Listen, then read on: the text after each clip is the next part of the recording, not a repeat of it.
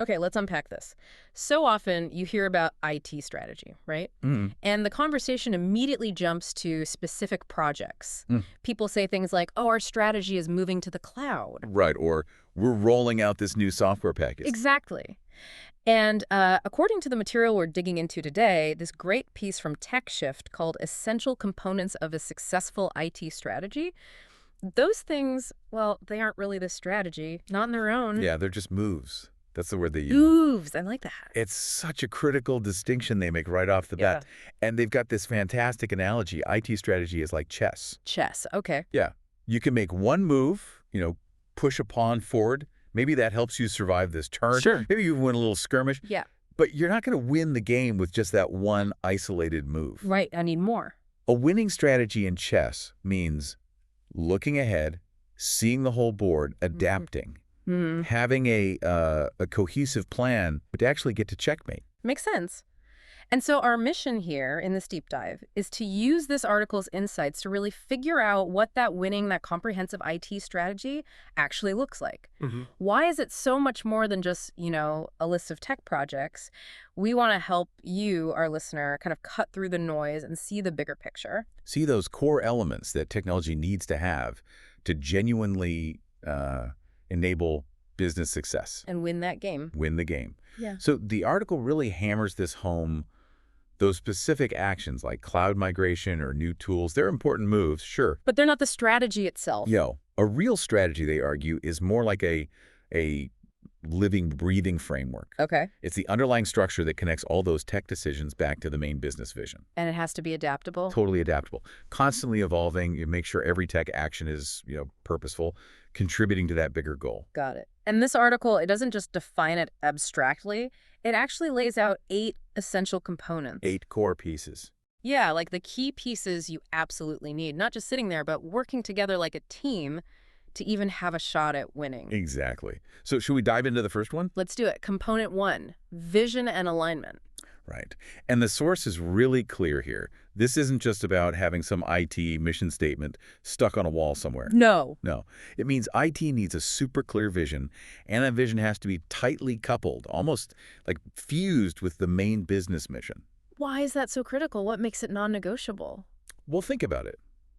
Without that tight link, IT just becomes, well, a silo. Just handling tickets or something. Or deploying tech just because it's new and shiny, Tech for tech's sake. Exactly. But when the vision is truly aligned, IT becomes an enabler, a driver of business value.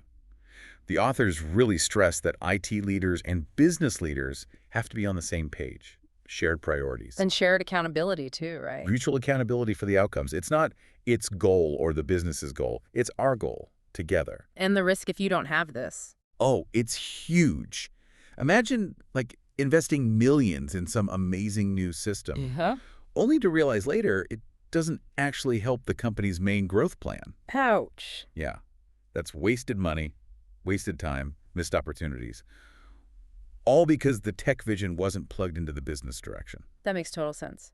Okay, so if vision is where you're going, the article's second component sounds like it's about how you decide the path and, importantly, stay on it. Governance and decision-making. Spot on. This is the rule book, the structure. Who gets to decide what? Right. Based on what criteria? Who's accountable when things go right or wrong? It sounds a bit like bureaucracy, though. It could be, but the way the source frames it is interesting. They call it the guardrails for innovation. Guardrails for innovation, I like that. Yeah. Good governance means when new ideas pop up or big investment choices need making, they get properly evaluated. Against that strategic vision we just talked about, component 1. Exactly. It makes sure resources go to the right places, risks are actually managed, and crucially, things like compliance and security are baked in from the start. Not just bolted on at the end when it's too late or too expensive. Precisely. It's not about slowing things down necessarily. It's about making sure the innovation is purposeful and responsible. Okay. And it fosters transparency. Yeah. People understand why decisions are being made, which builds trust. Right, that's key. Okay, so we have the vision, the rules. Now, component 3 is assessment and road mapping.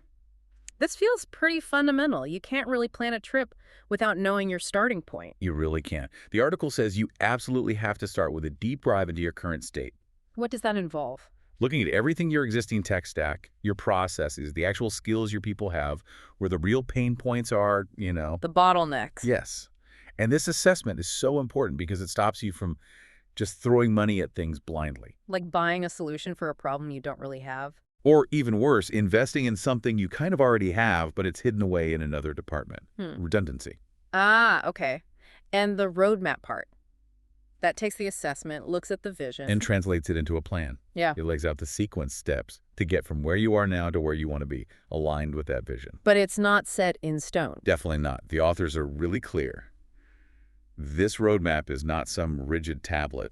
It has to be dynamic. Ready to change. Ready to adapt if business priorities shift or, some new technology disruption happens.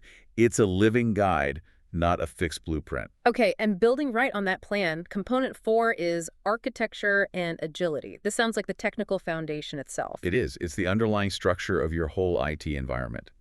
And the keywords here, according to the source, are modularity, scalability, flexibility. How does that connect to the roadmap being dynamic? Well, think about it. If your core architecture is like this big, tangled, monolithic thing. Hard to change anything without breaking something else. Exactly. Then you simply can't respond quickly when the business needs to pivot or grab a new opportunity. Agility, in this sense, is about designing your systems so they can evolve. Built for change. Built for change. The article mentions things like cloud-native approaches, microservices, APIs, ways to move away from those old restrictive models. Okay, so you can start to see how these connect. A flexible foundation, the architecture, Component 4. enables that dynamic roadmap, Component 3. which helps you stay aligned with a potentially changing business vision. Component 1. Absolutely. They're all interlinked. And that flexible foundation is critical for the next piece too. Data and analytics. Component 5. Ah, data. Everyone talks about data. The source calls it the raw material of the digital age. It is. But as anyone who's ever tried to get a simple report out of 5 different disconnected systems knows, Yeah. just having the data isn't the point. It's not enough. So what is? The value comes when that data is accessible, when it's trustworthy, and when you can actually do something with it, make it actionable. Which means breaking down silos. Definitely. It requires a more unified data architecture, getting data out of those little pockets where it gets trapped, and ensuring it's, high quality, reliable. And why is this piece essential for the strategy? Because good data and analytics empower smarter decisions everywhere. Like what? Understanding customers better, seeing market trends before they fully hit, optimizing how you operate, personalizing experiences.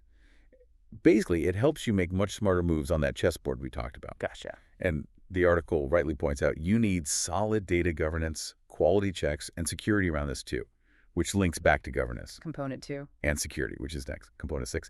It ensures your insights are actually reliable and you're handling data compliantly. See? It all loops back. Yeah. Which brings us neatly, as you said, to component 6, security and risk management. This feels less like a component today and more like table stakes. Oh, absolutely fundamental, Yeah. especially now, right?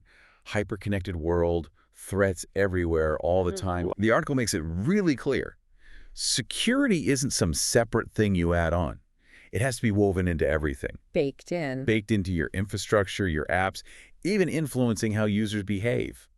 They mention a proactive zero-trust approach. What's that about? Yeah, basically means you don't automatically trust anyone or anything trying to access your systems, whether they're inside or outside your network perimeter. You verify everything, every time. Sounds intense. It is, but it's necessary. And it needs continuous monitoring because the threats just keep changing. But it's not just about blocking attacks. What else? This component also covers making sure you're meeting all the relevant regulations and having solid plans for when things do go wrong. Like disaster recovery, business continuity. Exactly. Outages, breaches, you need plans to minimize the hit. It's all about protecting the entire strategic operation you're trying to build. Okay. So we've got the vision, the rules, the plan, the tech foundation, the data insights, and the security blanket. But none of that actually happens without people? Bingo. Component 7. Talent and change management. This seems crucial. It's huge. The source nails it. No strategy, doesn't matter how brilliant it looks on paper, actually works without the right people to execute it and, just as importantly, to embrace it. So it's about hiring and keeping good tech people. That's part of it. Recruiting, retaining and definitely upskilling your tech talent so Yeah. they have the skills needed for the strategy. But it's also about culture. Culture. Yeah, fostering a culture that's actually innovative and adaptable, not resistant to change. Ah, and that leads to the change management part. Yeah. Because deploying a new system, one of those moves is the easy bit, relatively Oh, speaking. oh yeah. Getting everyone to actually use it effectively, change how they work every day. That's the hard part. The human side. The human side. Change management is critical to make sure employees don't just push back against transformation, but actually become active participants. How do you do that?